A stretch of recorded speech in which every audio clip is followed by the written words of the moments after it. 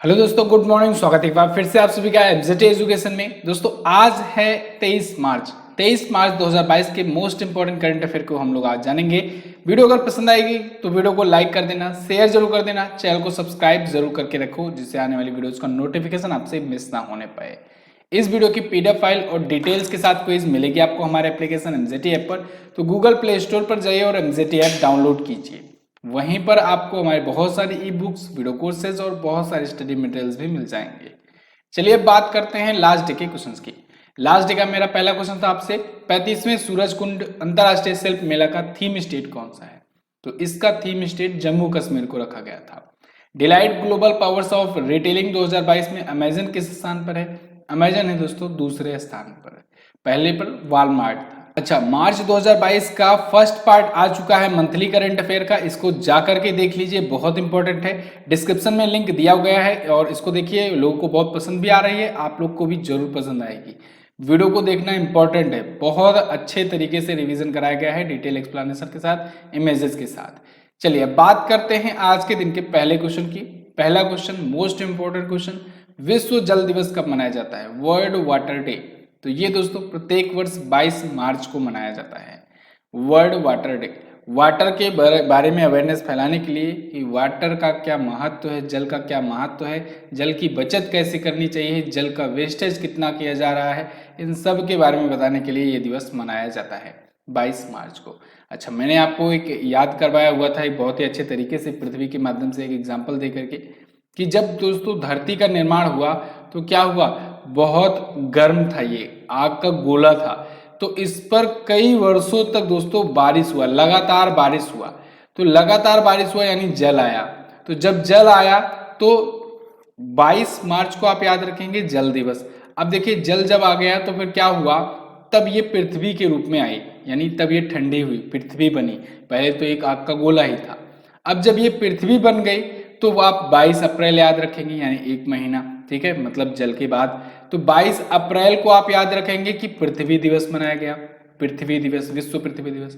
अब देखो दोस्तों, जब जल आ गया, पृथ्वी बन गई, तो धीरे धीरे इस पर वनस्पतियां उगना शुरू हुई, जैव विविधताएं आई, जीव जंतु और इसके बाद पेड़ पौधे, वनस्पतियां, ये सब उगना शुरू हुए, इस पर आना शुरू हुए। तो जैव विविधता आई, बायोडाइवर्सिटी आई, इस वजह से एक महीना और जोड़ लो आप लोग, 22 मई। अब 22 मई को मनाया जाता है विश्व जैव विविधता दिवस। तो आप जैव विविधता दिवस याद रखेंगे, ठीक है। इस प्रकार से आप याद रख सकते हैं ये तीन दिवस, 22 मार्च जल दिवस, 22 अप्रैल पृथ्वी दिवस और 22 मई जैव विविधता दिवस। क्लियर है? चलिए, फिलहाल मार्च मंथ में अभी तक जो भी आए उनको भी हम लोग रिवाइज करेंगे। एक और इंपॉर्टेंट पॉइंट, थीम जानते चलो। इस बार की थीम है ground water making the invisible visual. Okay, तो ये है इस बार की थीम।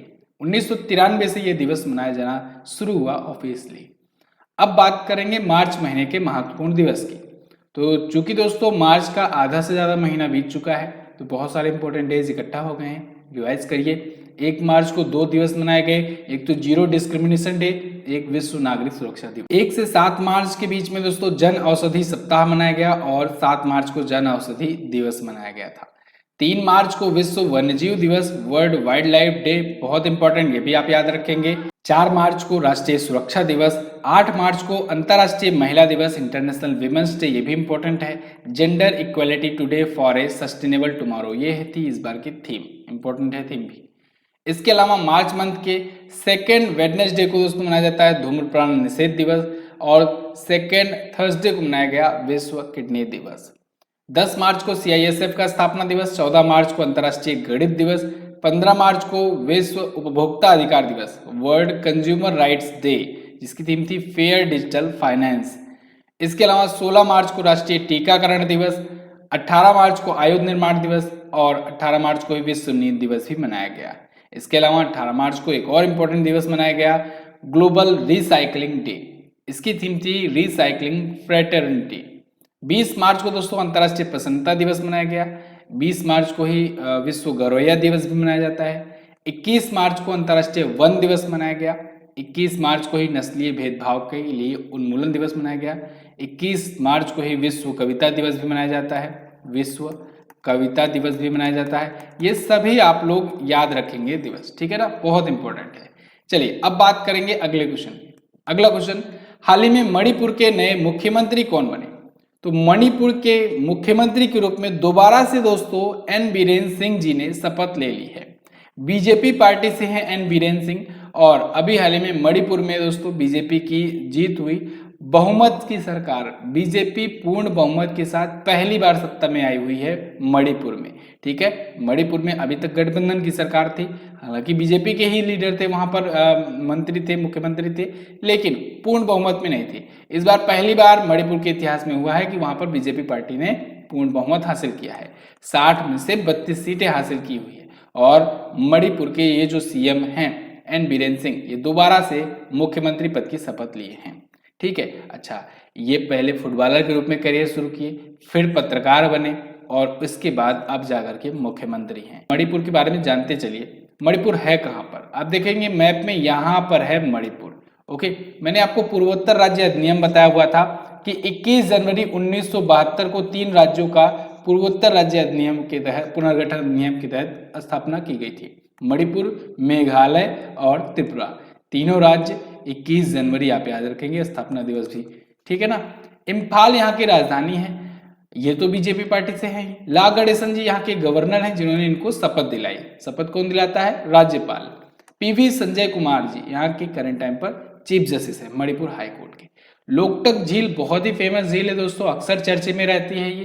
तो लोकटक झील यहाँ पर है, और इसी झील के ऊपर है Keibul Lamjao national park. Keibul Lamjao national park दुनिया का इकलौता तैरता हुआ नेशनल पार्क है। क्लियर। अगला, हाल ही में 9वां संयुक्त सैन्य अभ्यास लिमिटिए 2022 कहाँ आयोजित किया गया? तो लिमिटिए 2022 ये दोस्तों सेशल्स में आयोजित किया गया। सेशल्स एक देश है दोस्तों, अफ्रीकी देश है। अभी मैं आपको वर्ल्ड मैप में दिखाता हूँ। तो यहाँ पर भारतीय सेना और सेशल्स की सेना के बीच में ये लिमिटिए 2022 का ये 9वां संस्करण आयोजित हुआ। सैन्य अभ्यास का ये 9वां संस्करण है, ये भी आप याद रखेंगे। अच्छा, ये कौन सा विमान है? आपको पता होना चाहिए, C-17 ग्लोब मास्टर है ये, C-17 ग्लोब मास्टर। ठीक है ना। जब भी बड़ी तादाद में सेना को कहीं ले जाना होता है या किसी को कहीं ले जाना होता है तो इसी का यूज करती है भारतीय सेना। अच्छा, आपको याद होगा अभी यूक्रेन में फंसे जो हमारे स्टूडेंट्स थे, उनको लाने के लिए भी भारत सरकार ने ऐसे ही किया था, इसी को भेजा था, C-17 ग्लोब मास्टर भेजा गया था एंड में। ठीक है ना। तो जब भी कोई बड़ी मात्रा में ले जाना लाना होता है तो फिर ये वायुयान यूज करती है भारत सरकार। ठीक है ना। तो पूछा जाएगा जरूर। ओके, तो ये 22 मार्च से 31 मार्च तक चलेगा ये सैन्य अभ्यास। सेशल्स रक्षा अकादमी सेशल्स में आयोजित होगा। सेशल्स है कहाँ पर? देखेंगे आप वर्ल्ड मैप में तो आप अफ्रीका को तो जानते ही होंगे कहाँ पर है। अफ्रीका के पास ये छोटा सा द्वीप देश है सेशल्स, कुछ इस प्रकार से है जूम इन करने पर। तो ये देश जो है ये है सेशल्स। यहाँ की करेंसी भी दोस्तों रुपया ही होती है, याद रखिएगा, रुपया, सेशल्स की रुपया यहाँ की करेंसी होती है। और मैंने आपको एक ट्रिक भी बताई हुई थी, अभी कल वाली भंडारा सीरीज में बताया था, मामा श्री ने भाई से पाकिस्तान मांगा। इस हिसाब से आप लोग जान सकते हैं किस किस देशों की मुद्रा रुपया है। कमेंट करके इसका पूरा आप लोग डिकोड करके बताओ, देखते हैं किसको किसको याद है और कौन कौन भंडारा वाली सीरीज को देखते हो शाम को डेली 7 PM पर। तो आप याद रखेंगे। इसके अलावा सेशल की जो कैपिटल होती है वो होती है विक्टोरिया। ठीक है। अगला, अभी वायु शक्ति अभ्यास हुआ था भारतीय वायुसेना के बीच में पोखरण रेंज राजस्थान में। सेलिनेक्स अभी भारत श्रीलंका के बीच में हुआ विशाखापत्तनम में। एक्स गार्जियन हुआ अभी, एक्स गार्जियन दोस्तों ये हुआ बेलगावी में हुआ। कहाँ पर हुआ? कर्नाटक में। किसके किसके बीच में हुआ? भारत और जापान के बीच में। इसके अलावा अभी ईस्टर्न ब्रिज हुआ था, ईस्टर्न ब्रिज। तो ईस्टर्न ब्रिज कहाँ पर हुआ? भारत और ओमान के बीच में हुआ, भारत एंड ओमान के बीच में हुआ। ठीक है ना। कौन सा संस्करण था? 6ठा संस्करण था। और ईस्टर्न ब्रिज 6 यहीं पर लिख दो चाहे। ओके, ये कहाँ पर हुआ? जोधपुर में हुआ। ये सारे सैन्य अभ्यास आपको याद रखकर चलने हैं। अगला क्वेश्चन, BNP परिवास ओपन टूर्नामेंट 2022 में पुरुष एकल का खिताब किसने जीता? तो पुरुष एकल का खिताब जीत लिया है दोस्तों किसने? टेलर फ्रिट्ज ने। यहाँ पर आपको इमेज में दिख रहे हैं। मेन सिंगल का खिताब ये जीते हुए हैं। अच्छा, इसे इंडियन वेल्स मास्टर्स भी कहते हैं। क्या कहते हैं? इंडियन वेल्स मास्टर्स टूर्नामेंट भी कहते हैं। टेनिस का ही ये भी टूर्नामेंट होता है। 4 जो ग्रैंड स्लैम होते हैं ना, उन 4 ग्रैंड स्लैम को अगर निकाल दो तो बाकी जो सबसे फेमस वाला गेम है WTA या फिर हम लोग बात करें ATP का, तो सबसे फेमस वाला गेम यही होता है, इंडियन वेल्स मास्टर ही माना जाता है। तो कैलिफोर्निया USA में आयोजित हुआ, 2 सप्ताह तक चला। इसमें दोस्तों WTA 1000 और ATP वर्ल्ड टूर मास्टर 1000 ये टेनिस टूर्नामेंट का नाम है एक प्रकार से, तो ये आयोजित हुआ। आपको कई बार बताया गया है ATP जो होता है ये पुरुषों का होता है, एसोसिएशन ऑफ टेनिस प्रोफेशनल्स, और सेम यही गेम जब महिलाएं खेलती हैं तो उसे बोला जाता है विमेंस टेनिस एसोसिएशन यानी WTA, तो उनको WTA का खिताब मिलता है, ठीक है ना। तो इसमें विमेंस सिंगल का खिताब जीता है इंगा स्विटेक ने, जो कि पोलैंड की रहने वाली है, और मेन सिंगल टेलर फ्रिट्ज ने जीता है, ये USA के हैं। विमेंस डबल्स में बात करें तो जू यिफान और यंग जॉन जुआन ने जीता है। मेंस डबल्स जॉन इस्नर और जैक सॉक ने जीता है। क्लियर। अगला, वनवेव ने अपने उपग्रहों को लॉन्च करने के लिए किस ऑपरेटर को नियुक्त किया? तो वनवेव जो है दोस्तों अपने सैटेलाइट्स को लॉन्च करने के लिए अभी हाल ही में स्पेस एक्स के साथ समझौता किया है। क्यों ऐसा किया गया है ध्यान रखिएगा। देखिए ये दोनों की कंपनियां आपस में एक दोनों की समझ लो कि कंपिटिटिव वाली कंपनियां हैं, फिर भी एक दूसरे की मदद ले रही हैं। ऐसा क्यों हो रहा है?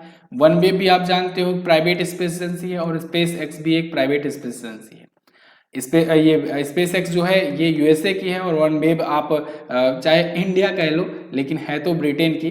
इंडिया इसलिए मैं बोल रहा हूँ क्योंकि आप जानते हो सुनील भारती मित्तल एयरटेल के जो कि संस्थापक हैं, इनका इसमें शेयर सबसे ज़्यादा है। तो है तो ये ऑपरेट होती है ब्रिटेन में, लेकिन शेयर भारतीय का है तो हम लोग भारतीय भी कह सकते हैं एक प्रकार से। चलिए फिलहाल वनवेव जो है ना ये क्या कर रही है, ये अंतरिक्ष में स्पेस में दोस्तों लोअर अर्थ ऑर्बिट में एक सैटेलाइट्स का गुच्छा बना रही है, सैटेलाइट का जाल बिछा रही है जिससे इंटरनेट प्रोवाइड कराया जा सके। ठीक उसी तरीके से जैसे स्पेस एक्स कर रहा है। स्पेस एक्स को आपको पता होगा स्टारलिंक एक्स का प्रोजेक्ट चल रहा है, तो स्टारलिंक प्रोजेक्ट के तहत ये स्थापित करेगा और वनवेव भी अपना ऐसा ही कुछ प्रोजेक्ट चला रहा है। तो इसका 648 लो अर्थ ऑर्बिट सैटेलाइट का एक ग्रुप अंतरिक्ष में बन रहा है। अब इसमें 428 सैटेलाइट तो लॉन्च किए जा चुके हैं, बाकी अभी कुछ जो सैटेलाइट बचे हुए हैं उसके लिए स्पेस एक्स के साथ समझौता किया है। कारण क्या है समझिए बात को। अब बाकी बचे उपग्रहों को स्पेस एक्स क्यों लॉन्च कर रहा है? कारण यह है कि इससे पहले के जो ये लॉन्च किए गए ना, ये रसिया के रॉकेट सोयूज द्वारा लॉन्च किए जा रहे थे। अब रसिया पर दोस्तों प्रतिबंध लग रहा है, और प्रतिबंध लगा कौन रहा है? USA और UK, सबसे ज्यादा प्रतिबंध यही दोनों लगा रहे हैं। अब UK में ही ये कंपनियां ऑपरेट हो रही है, तो कहीं ना कहीं प्रेशर इस पर बनाया जा रहा है वनवेव से कि आप भी अपना व्यापार बंद करो, इसका रॉकेट मत यूज करो। ठीक है, तो क्योंकि करेंसी भी अब वो काम का नहीं है, क्योंकि डॉलर में अब काम का नहीं होगा, तो कहीं ना कहीं रसिया पर प्रेशर डालने के लिए एक डील और छिनती हुई नजर आई। ठीक है ना, तो यहाँ पर आप याद रखेंगे वनवेव यही कारण था कि स्पेस एक्स के साथ समझौता किया है और स्पेस एक्स एलन मस्क वाली कंपनी ये लॉन्च करेगी बाकी बचे सैटेलाइट्स को। समझ में आया? वीडियो को लाइक कर दिया करो यार, इतने लोग दिखते हो वीडियो को लाइक नहीं करते हो। अगला, हाल ही में किस बैंक ने स्मार्ट हब व्यापार कार्यक्रम और ऑटो फर्स्ट ऐप लॉन्च करने की घोषणा की? तो अभी हाल ही में HDFC बैंक ने दोस्तों HDFC बैंक ने स्मार्ट हब व्यापार कार्यक्रम और ऑटो फर्स्ट ऐप लॉन्च करने की घोषणा की हुई है। HDFC बैंक इसको किसके लिए लॉन्च करेगा? MSME के लिए। MSME यानी micro small and medium enterprise, इसके लिए इसको लोन देने के लिए और खास करके डिजिटली लोन प्रोवाइड करने के लिए ये शुरू करेगा स्मार्ट हब व्यापार कार्यक्रम और ऑटो फर्स्ट ऐप। ओके, तो अभी आपको याद होगा HDFC बैंक ने ही कुछ दिन पहले ही #लक्ष्मी फॉर लक्ष्मी पहल शुरू किया हुआ था। HDFC बैंक के बारे में बात करें तो 1994 में स्थापित हुआ, भारत की प्राइवेट सेक्टर की सबसे बड़ी बैंक है। ठीक है, ओवरऑल बैंकों में भी सबसे बड़ी यही ही है। ठीक है ना, लेकिन अगर सरकारी बैंक में बात करें तो SBI का नाम आप लेंगे। मुख्यालय मुंबई में है, CEO है शशिधर जगदीशन। अगला, हाल ही में सरदार बर्डी मुखादेव किस देश के राष्ट्रपति चुने गए? ये दोस्तों तुर्कमेनिस्तान के नए प्रेसिडेंट बने हैं। सरदार बर्डी मुखामुदोव ये नए प्रेसिडेंट हैं, अपने पिताजी की जगह पर आए हुए हैं, यानी इनके पापा पहले थे अब ये हैं। 2006 से लेकर के 2022 तक इनके पिताजी राष्ट्रपति रहे तुर्कमेनिस्तान के, अभी ये अब नियुक्त हुए हैं। और बस कहने के लिए एक प्रकार से समझ लो कि चुनाव हुआ यहाँ पर, क्योंकि आप जानते हो मिडिल ईस्ट कंट्रीज में और बहुत सारी कंट्रीज में उस प्रकार से लोकतंत्र नहीं है जिस प्रकार से होना चाहिए। 72.97% वोट यही पा गए और इन्हें बना दिया गया राष्ट्रपति। ठीक है, तो अब ये राष्ट्रपति हो गए, 7 साल के लिए कार्यकाल होता है वहां पर राष्ट्रपति का। फिलहाल तुर्कमेनिस्तान के बारे में अगर बात करें तो आप देखेंगे तुर्कमेनिस्तान यहाँ पर एशिया के मैप में, तो यहाँ पर है कुछ तुर्कमेनिस्तान, ये रहा अपना प्यारा भारत। यहाँ से आप पाकिस्तान, अफगानिस्तान इसको क्रॉस करके आएंगे तो ये पड़ेगा तुर्कमेनिस्तान। ओके, तो तुर्कमेनिस्तान की राजधानी होती है अज़गाबाद और यहाँ की करेंसी होती है मनत। क्या मनत होती है यहाँ की करेंसी। अगला देखते हैं। अच्छा, पेड बैचेस भी आते हैं, पेड बैचेस भी अगर आप लेना चाहते हो तो इसको ले सकते हो। अगर आप कूपन कोड यूज करते हो MZT10 तो आपको 10% का डिस्काउंट मिलेगा।